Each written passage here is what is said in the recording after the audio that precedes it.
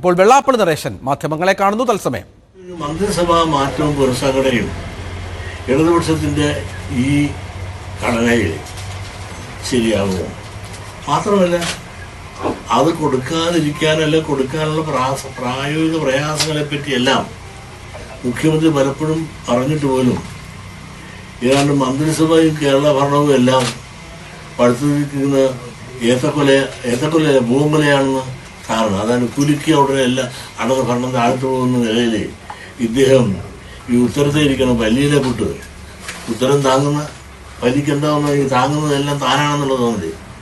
ഈ ആരുമല്ലാത്ത ഈ ഉത്തരം താങ്ങി പല്ലി ഈ സൈസ് ജപ്പനങ്ങളും ഞങ്ങളിപ്പോൾ താർത്തിലെ ഇതെല്ലാം ആ ചാക്കോയാണ് ഉണ്ടാക്കിയത്. ചാക്കോ എവിടെയെങ്കിലും ഇരുന്ന് മെല്ലും ഗുണം പിടിച്ചിട്ടുണ്ടോ? നിങ്ങളൊന്നാലും ചാക്കോ എസ് ഉണ്ടാക്കി, അത് നോക്കി, അത് കഴിഞ്ഞ് പിന്നെയും കോൺഗ്രസിൽ ചെന്നു. അവർ MLA MP വരെ കൊടുത്തു. അതിനെ മുക്കിയിട്ട് ചെറുപ്പമായിട്ട് ചേർന്ന് പിന്നെ ഇങ്ങോട്ട് ചാടിപ്പോ. നിങ്ങളൊന്ന് ആലോചിക്കണം, എത്രയോ സീനിയറായ ആളുകൾ അതിനകത്തുണ്ടായിരുന്നു. അവരെല്ലാം ചവിട്ടി താത്തിക്കൊണ്ടൊരു ഒറ്റ സുപ്രഭാതത്തിൽ NCPയുടെ നേതാവാകുന്നു. ആ നേതാവായി അപ്പോൾ അദ്ദേഹം ചെയ്ത വഴി എന്താണ്? ഉടനെ തന്നെ കുട്ടനാട്ടുകാരനെ മന്ത്രിയാക്കാനുള്ള വിലപേശലും അതിനെ കണക്ക് പറയലും ഒക്കെ ആയി വന്നു. ഇതൊക്കെ ഒരു ജനാധിപത്യത്തിൽ ജനങ്ങളെ വോട്ട് കൊടുത്തവരെ കൊഞ്ഞനം കാട്ടുകയല്ലേ? ഇതൊരു ഇടതുപക്ഷത്തിൻ്റെ സീറ്റാണ്. അപ്പോൾ പിന്നോക്കക്കാരുടെ അധസ്ഥിതിന് ഏറെയുള്ള കുട്ടനാടൻ പ്രദേശത്ത് അവരുടെ ജനവികാരങ്ങൾക്ക് എതിരാണ് ഈ സ്ഥാനാർത്ഥിയെ കൊടുത്തത്. NCPക്ക് അവിടെ സീറ്റ് കൊടുക്കാൻ എന്ത് ന്യായമാണ്? പക്ഷേ ഇടതുപക്ഷത്തിന് വലിയൊരു ഔദാര്യശീലമുണ്ട്. കാരണം അവരെ ഘടകകക്ഷികൾ ആരായാലും ഒരാളെ ഉള്ളെങ്കിലും ഒരു MLA ഉണ്ടെങ്കിലും ആരോ മന്ത്രിയാക്കുന്ന ഒരു സംസ്കാരം. ആ സംസ്കാരം വന്ന് എന്തു പറ്റി? ഇടതുപക്ഷത്തിന് അർഹമായ സീറ്റോ പിന്നോക്കക്കാർക്ക് അർഹമായ പ്രാതിനിധ്യമോ പലപ്പോഴും നഷ്ടപ്പെട്ടു പോകുന്നത് ഇതുപോലുള്ള ആളുകൾ വലിഞ്ഞു വരുമ്പോൾ ഇവിടുത്തെ ഇടതുപക്ഷ പ്രസ്ഥാനത്തിൻ്റെ ചോരയും നീരും കൊടുത്ത പിന്നോക്ക അധസ്ഥിത വർഗങ്ങൾക്ക് കിട്ടേണ്ട അർഹമായ സ്ഥാനങ്ങൾ പലതും നഷ്ടപ്പെട്ടു പോകുന്നുണ്ട്. അതിനകത്ത് കയറി വരികയും ചെയ്യുന്നു. ഇതൊന്നും ശരിയല്ല, മാന്യമല്ല, മര്യാദയല്ല. കുട്ടനാടൻ ജനങ്ങളുടെ വികാരത്തിനെതിരാണ്. പിന്നെ പാർട്ടി തീരുമാനിക്കുന്നു, ജനങ്ങൾ വോട്ട് ചെയ്ത് കൊടുക്കുന്നു. അത് എന്നിങ്ങനെ വോട്ട് കുത്തി യന്ത്രങ്ങളിലായി കുട്ടനാട്ടുകാരെ കിട്ടുമെന്ന് വിചാരിക്കരുത്. ഒരിക്കലും കുട്ടനാട്ടുകാർക്ക് പ്രിയങ്കരനല്ല, അപ്രിയനായ ഒരു സ്ഥാനാർത്ഥിയാണ് ഇദ്ദേഹം. അദ്ദേഹത്തിൻ്റെ പ്രവർത്തനം കൊണ്ട് കുട്ടനാടൻ പ്രദേശങ്ങൾക്ക് ഒരു ചുക്കും ചെയ്തു കൊടുക്കാനോ ഒന്നും അദ്ദേഹത്തിന് സാധിച്ചിട്ടുമില്ല. സെക്രട്ടറി, ഇടക്കാലത്ത് ഒരു ഹൈന്ദവ ഐക്യത്തെ കുറിച്ചൊക്കെ ഇങ്ങനെ പറഞ്ഞു കേൾക്കുന്നുണ്ടായിരുന്നു. ഇടക്കാലത്ത് അതായത് നമ്പൂരി മുതൽ നായാടി വരെ എന്നൊക്കെയുള്ള ഒരു കൺസെപ്റ്റ് അങ്ങനെ അവതരിപ്പിച്ചത്.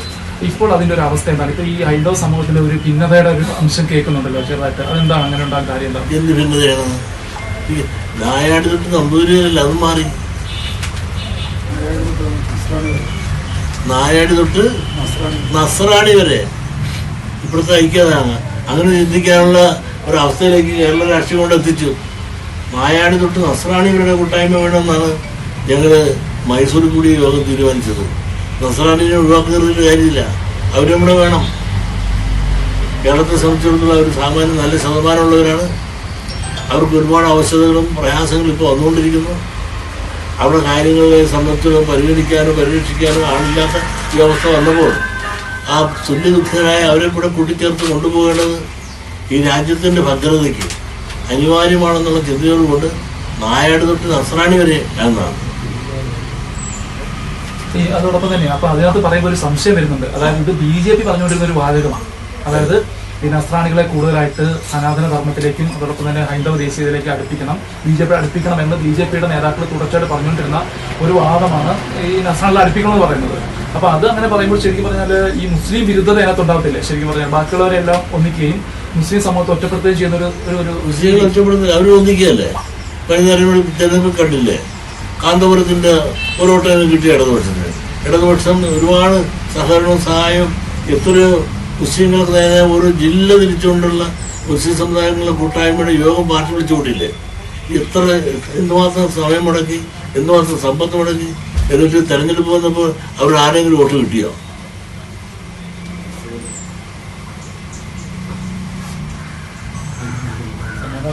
ഇപ്പം ഈ കഴിഞ്ഞ ദിവസം NSSുമായി ബന്ധപ്പെട്ട് ഉയർന്നു വന്ന വിവാദങ്ങൾ, ഈ മേൽമുണ്ട് ധരിക്കുന്നതുമായി ബന്ധപ്പെട്ട് മുഖ്യമന്ത്രി പറഞ്ഞ കാര്യങ്ങളിലുണ്ടായ വിമർശനം, ഇതിനെയൊക്കെ എങ്ങനെ നോക്കിക്കാണുന്നു?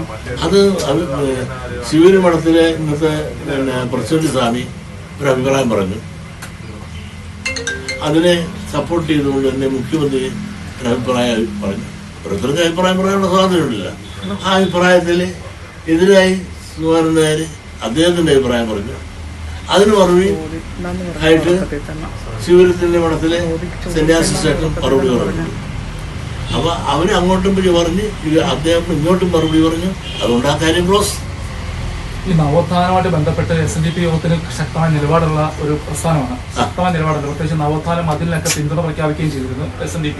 അപ്പൊ ഈ നവോത്ഥാന കാലഘട്ടത്തിൽ ഇങ്ങനെയുള്ള ഈ അനാചാരങ്ങളൊക്കെ ഉണ്ടാകുന്നത് ശരിയാണോ എന്നൊരു ചോദ്യം വരുത്തില്ലേ? അല്ല, ഇതൊന്നും മാത്രമല്ല, ഇത് മാത്രമാണ്. എന്തെല്ലാം അനാചാരങ്ങളുണ്ട് ഈ രാജ്യത്തെ. അനാചാരങ്ങളൊക്കെ എന്തുമാത്രമാണ്. ഇവിടെ പൂജ നടത്തിയിരുന്ന കാളീനെയും ഉറവേനെയും ഇതിനൊക്കെ എന്തെല്ലാമാണ് ഇവിടെ കൊണ്ടുനടന്നത്. അതെല്ലാം അനാചാരമെല്ലാം ദൂരം കളഞ്ഞത്. അതുകൊണ്ട് ഈ രാജ്യത്തുള്ള അനാചാരങ്ങളെല്ലാം മാറ്റി നല്ല സോണത്ത് സുന്ദരമായ ഒരു അവസ്ഥയിലേക്ക് ഒറ്റ ദിവസം കൊണ്ടുകൂടി എല്ലാം എത്തിക്കാമെന്ന് ആരെങ്കിലും വിചാരിക്കുന്നുണ്ടാവും. ഇപ്പൊ തന്നെ ഗുരുവായൂർ അനാചാരങ്ങളുണ്ടായിരുന്ന മാറില്ലേ? അവിടെ കൃഷ്ണപിള്ള മണിയടിക്കാൻ നിന്നപ്പോൾ അദ്ദേഹത്തിന് ഇടി കൊടുത്ത് കടത്തില്ലേ? ഇപ്പോൾ ആരും കയറി മണിയടിക്കാനില്ല. അവിടെ തീണ്ടുകൊലയില്ലായിരുന്നോ? അത് മാറില്ലേ? അങ്ങനെ മാറ്റങ്ങൾ ഒരുപാട്. ഇപ്പോൾ വൈക്കത്ത് വഴി നടക്കാൻ പാടില്ലായിരുന്നല്ലോ. ആ വഴി നടക്കാനുള്ള അവസരങ്ങളെല്ലാം കൂടെ പിന്നെ സമരം ചെയ്തുണ്ടാക്കില്ലേ? അങ്ങനെ മാറ്റങ്ങൾ വന്നുകൊണ്ടിരിക്കുകയാണ്. കണിച്ചുകുളങ്ങര ക്ഷേത്രത്തിൽ പ്രത്യേകിച്ച് ഇതൊരു പുതിയ അഭിപ്രായമൊന്നുമല്ല. സച്ചിദാനന്ദ സ്വാമി പറഞ്ഞു. പുള്ളി ആ യോഗത്തിൽ ചെറിയൊരു പ്രഖ്യാപനം പ്രമാണിയാകാനായിട്ട് ചെയ്തതെന്ന് പറഞ്ഞിട്ടുണ്ട്. അതിനകത്ത് വലിയ കാര്യമുള്ള കാര്യമൊന്നുമില്ല. ഈ ഇതെത്രയോ കൊല്ലങ്ങൾക്കും ഞങ്ങൾ പറഞ്ഞ് ഞങ്ങളുടെ സ്ഥാപനങ്ങൾ നടപ്പാക്കിക്കൊണ്ടിരിക്കുകയല്ലേ.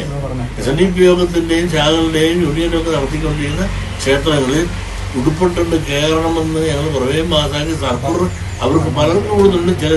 മിക്കവാറും ആളുകൾ അംഗീകരിക്കുന്നുണ്ട്. ചില ആളുകൾ എന്നിട്ടും അതിൻ്റെ ചില തന്ത്രിമാരുണ്ട്, ഇത്തിരി അതിനകത്ത് തന്ത്രം കളിക്കുന്നുണ്ട്. അപ്പോൾ ഈ കണിച്ചുകൊണ്ട് തന്നെ നിങ്ങളൊന്ന് ആലോചിച്ച് നോക്കും. അവിടെ ആർക്കും മുസ്ലിമിനും കയറാം, ക്രിസ്ത്യാനിയും കയറാം. വിശ്വാസികളാണോ അവർക്കടുത്ത് കയറാം. ഞങ്ങളുടെയൊക്കെ ആഗ്രഹം അതാണ്. വിശ്വാസികൾക്ക് ഉണ്ടെങ്കിൽ അവരുടെ മുമ്പിൽ തീണ്ടുകൊല വയ്ക്കാതെ വിശ്വാസികൾക്ക് ആ വിശ്വാസം അർപ്പിക്കാൻ അവിടെ കയറാം. അതുകൊണ്ട് തന്നെ ഞങ്ങളുടെ ഇവിടെ വരാം. ഒരു ക്രിസ്ത്യാനിയല്ലേ ഇവിടെ ഭരിച്ചിട്ടുണ്ട്. 8 കൊല്ലം കണിച്ചു അങ്ങനെ അമ്പലം ഭരിച്ചത് അച്ഛനാണ്. ആ പാട്ടിൽ ആ മറ്റാർക്കും കയറാൻ പാടില്ലെന്ന് പറയാനുള്ള അവകാശം ഞങ്ങൾക്കുണ്ടോ? ആ മനുഷ്യക്കാരനാണ് പബ്ലിക്കിന് കിട്ടിയത്. ക്ഷേത്രപ്രവേശന വിളംബരം ഉൾപ്പെടെയുള്ള കാര്യങ്ങൾ ആ കാലത്ത് ചിന്തിക്കാൻ കഴിയാത്ത ഒന്നായിരുന്നു. പക്ഷെ അത് പിന്നീട് വലിയ സാമൂഹിക മാറ്റത്തിന് നടപ്പിലായപ്പോൾ വലിയ സാമൂഹിക മാറ്റം ഉണ്ടാവുകയും ചെയ്തു. അങ്ങനെ കാലാനുസൃതമായ ഒരു മാറ്റം വരേണ്ടതല്ലേ? ഇപ്പോൾ NSSൽ നിന്ന് അവർ പറയുന്നു SNDP തീരുമാനിക്കേണ്ട, ശിവഗിരി മഠം തീരുമാനിക്കേണ്ട ഇത്തരം തീരുമാനങ്ങൾ, അതായത് ഹിന്ദുക്കളുടെ കാര്യം തീരുമാനിക്കേണ്ട എന്നുള്ള രീതിയിൽ പറയുമ്പോൾ അങ്ങനെ കാലാനുസൃതമായ ഒരു മാറ്റത്തിലേക്ക് പോകേണ്ടതല്ലേ എന്നുള്ള SNDPക്ക് എന്താണ് തോന്നുന്നത്? SNDPക്ക് ഒന്നും തോന്നിട്ടില്ല. മഴക്കാരെന്ന് പറഞ്ഞ് അതിന് മറുപടി സുകുമാരൻ നായർ പറഞ്ഞു. അതിന് മറുപടി മഠവും പറഞ്ഞു. SNDPയെ സംബന്ധിച്ചിടത്തോളം അതൊരു പ്രശ്നമില്ല. അതിനൊരു അഭിപ്രായം പറയേണ്ട കാര്യമില്ല. ഈ വിഷയത്തെ സംബന്ധിച്ചിടത്തോളം എത്രയോ കൊല്ലങ്ങൾക്ക് മുമ്പ് SNDP തീരുമാനം എടുത്തിട്ടുണ്ട്. ഒരു മൊത്തം വാർത്തയല്ല, അത് ഞങ്ങളുടെ അമ്പലങ്ങളിലാണ്. ഇതൊരു ഈ ഹൈന്ദവ ഐക്യത്തെ കുറിച്ച് പറയുന്നതിനെ ബാധിക്കുമെന്നുള്ളതാണ് ഒരു പ്രശ്നം. സാധാരണ ഹൈന്ദവ വിശ്വാസികളുടെ സംശയം അതാണ്.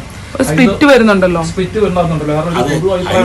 ഒരു കാര്യമുണ്ട്, ഹിന്ദുക്കളിൽ തന്നെ ഒരുപാട് വിഭാഗങ്ങളുണ്ട്. അതുകൊണ്ട് ഈ വിഭാഗങ്ങൾ ഈ ഐത്തവും എന്ന് പറഞ്ഞ് അകന്നു നിൽക്കാതെ ഇവരെല്ലാം തന്നെ യോജിച്ചു പോകണമെന്നാണ്. കാരണം നിങ്ങൾ ആചാരവും അനുഷ്ഠാനവും ഒക്കെ പറഞ്ഞാൽ ബ്രാഹ്മണരുടെ അധിഷ്ഠാനമാണ് ഇതിലുണ്ട്, അല്ല നായർ അധിഷ്ഠാനമാണോ മുലയിടുന്നത്. അങ്ങനെ അനുഷ്ഠാനവും ആചാരങ്ങളും നടത്തുമ്പോൾ ഹിന്ദുക്കളിൽ തന്നെ ഒരുപാട് വിഭാഗങ്ങളില്ലേ. അപ്പം ഇതുപോലെ തന്നെ ക്രിസ്ത്യാനികളുണ്ട്, കുരിശിനെ വെച്ച് പൂജിക്കുന്നവരുണ്ട്, അവർ ബിംബത്തെ പൂജിക്കുക. മുസ്ലിങ്ങളിലെ ആചാരാനുഷ്ഠാന വ്യത്യാസങ്ങൾ. അപ്പോൾ ഈ ആചാരാനുഷ്ഠാനങ്ങളിലുള്ള വ്യത്യാസങ്ങൾ കണക്കാക്കാതെ ഹിന്ദുക്കൾ ഒന്നാകണം. ഇത് തന്നെയാണ് മുസ്ലിം സമുദായത്തിലും ആചാരങ്ങളും അനുഷ്ഠാനങ്ങളിലും വ്യത്യാസം ഉള്ള ആളുകളുണ്ട്, അവരൊന്നിച്ചു പോകുന്നില്ലേ. അതോടൊപ്പം തന്നെ ക്രിസ്ത്യാനികളില്ലേ ഇവിടെ മരുന്ന് കഴിക്കേണ്ട പ്രാർത്ഥന കൊണ്ട് രോഗം മാറുമെന്ന് വിശ്വസിക്കുന്ന ക്രിസ്ത്യാനികളില്ലേ. അപ്പോൾ ആചാരങ്ങളിൽ അവരുടെ വ്യത്യാസം, പക്ഷേ ക്രിസ്തുവിന്റെ നാമത്തിൽ അവർ ഒന്നിച്ചിരിക്കുന്നു. മുഖ്യമന്ത്രിക്ക് ഉൾപ്പെടെ വിമർശനം വരുന്നു. ഈ ഇത്തരത്തിൽ SNDP മുന്നോട്ട് വെച്ച, അല്ലെങ്കിൽ ശിവഗിരി മഠം മുന്നോട്ട് വെച്ച ആ ഒരു തീരുമാനത്തെ മുഖ്യമന്ത്രി പിന്തുണയ്ക്കുകയാണ് ചെയ്തത്. അതൊരു വലിയ നവോത്ഥാനത്തിന് വഴിതെളിക്കുന്ന, അല്ലെങ്കിൽ അത്തരം മാറ്റത്തിലേക്ക് തിരിതെളിക്കുന്ന രീതിയിലുള്ള ഒരു അഭിപ്രായമാണെന്ന് അദ്ദേഹം പറയുകയും ചെയ്തിട്ടുണ്ട്. ആ യോഗത്തിൽ പറയുന്നുണ്ട്. മുഖ്യമന്ത്രിക്കടക്കം വിമർശനം നേരിടേണ്ടി വരികയാണ്. അല്ലെങ്കിൽ മുഖ്യമന്ത്രി ഈ വിഷയത്തിലല്ലോ എന്തെങ്കിലും ദിവസം ഇല്ലാത്ത ദിവസമുണ്ടോ? അതൊക്കെ ഒരു ഭരിക്കാൻ വന്ന ആളുകളെ സംബന്ധിച്ചിടത്തോളം, പ്രത്യേകിച്ച് മുഖ്യമന്ത്രി ആയിട്ടിരിക്കുന്ന ഒരാൾ ആരായാലും പല വിമർശനങ്ങൾ കേൾക്കേണ്ടി വരും. അതിലൊരു ചെറിയ കാര്യം മാത്രമേ ഇതുള്ളൂ. ഇതിനേക്കാൾ വലുത് എന്തെല്ലാം വരുന്നുണ്ട്. ഇപ്പൊ തന്നെ 101 അവന്റെ കോടി രൂപ കൊടുത്ത് മറ്റേ ആൾക്കെന്നും പറഞ്ഞിട്ട് വാർത്ത നിങ്ങളൊക്കെ തന്നെ അമ്പാനി കൊടുത്തെന്ന് പറഞ്ഞല്ലേ. അതുമായിട്ട് നമ്മൾ ഇത് വല്ലതുണ്ടോ? ഇതൊന്നുമല്ല. അപ്പൊ ഇങ്ങനെ ഭരിക്കുന്നവരുടെ അവരിൽ ആരായാലും വിമർശനം വരും. ആ കസേര ഇരുന്നില്ലെങ്കിൽ ഒരു വിമർശനം വരത്തില്ല. വിമർശനം സ്വാഭാവികമാണ്. ശ്രീനാരായണ ഗുരു സനാതന ധർമ്മത്തിന്റെ വക്താവല്ലെന്നൊരു പരാമർശത്തില് മുഖ്യമന്ത്രി വീണ്ടും ഉറച്ചു നിൽക്കുകയാണ്. എനിക്ക് ഈ സനാതനം ഞാൻ അത്രയും പഠിച്ചിട്ടുണ്ടോ? ഞാനൊരു പണ്ഡിതല്ല. കൊണ്ട് ആവശ്യമില്ലാത്ത ചോദ്യം എന്നോട് ചോദിക്കുന്നു. സനാതനം എന്ന് പറഞ്ഞാൽ അങ്ങാടി വരുന്ന ഒച്ച വരുന്നതെന്ന് അറിയാൻ പാടില്ലാത്ത എന്നോട് അതിനെപ്പറ്റി വലിയ ഗഹനമായ പാണ്ഡിത്യമുള്ള ആളുകളോട്ട് ചർച്ച ചെയ്യും. ഈ പാവം പിടിച്ച ഒരു സമുദായത്തിന്റെ നേതാവിനോട് ചോദിച്ചു ഒരു കാര്യം, അത് പണ്ഡിതന്മാരുമായിട്ട് ചർച്ച ചെയ്യും. ജനസംഘത്തിന്റെ ഒരു കാര്യം കൂടെ ചോദിച്ചിട്ട് അവസാനിപ്പിക്കും. അതായത് നമ്മുടെ ഈ രമേശ് ചെന്നിത്തല കുറെ നാൾ 11 വർഷമായിട്ട് NSS ആയിട്ടൊരു ബന്ധമില്ല നിൽക്കാനും ഇപ്പൊ വീണ്ടും ഈ രമേശ് ചെന്നിത്തലയെ പ്രധാനപ്പെട്ട പ്രസംഗകനായിട്ട് പെരുന്നേല സമ്മേളനത്തിൽ വിളിച്ചിട്ടുണ്ടായിരുന്നു. അത് ഏതെങ്കിലും ഒരു പ്രത്യേക താക്കോൽ സ്ഥാനം കിട്ടാൻ വേണ്ടിയിട്ട് വല്ലതും ആണോ? അത് എനിക്കറിയില്ല. ഏതായാലും 11 കൊല്ലം പുറത്തു നിർത്തി ഇപ്പൊ അദ്ദേഹത്തെ വിളിച്ച് അകത്ത് കസേരയിരുത്തി. മാത്രമല്ല NSSന്റെ പുത്രനാണെന്നല്ലേ കടന്നു പോയിരിക്കുന്നില്ലേ. NSSന്റെ പുത്രനായി കഴിഞ്ഞാൽ പിന്നെ രാഷ്ട്രീയത്തിൽ കയറിയത് അങ്ങനെ NSSന്റെ പുത്രനായിട്ടല്ലേ പ്രവർത്തിക്കുള്ളൂ. അച്ഛന് വേണ്ടിയല്ലേ മാം പ്രവർത്തിക്കുന്നു. കടന്നു പോയിരിക്കുന്നു. Okay, okay, thank you.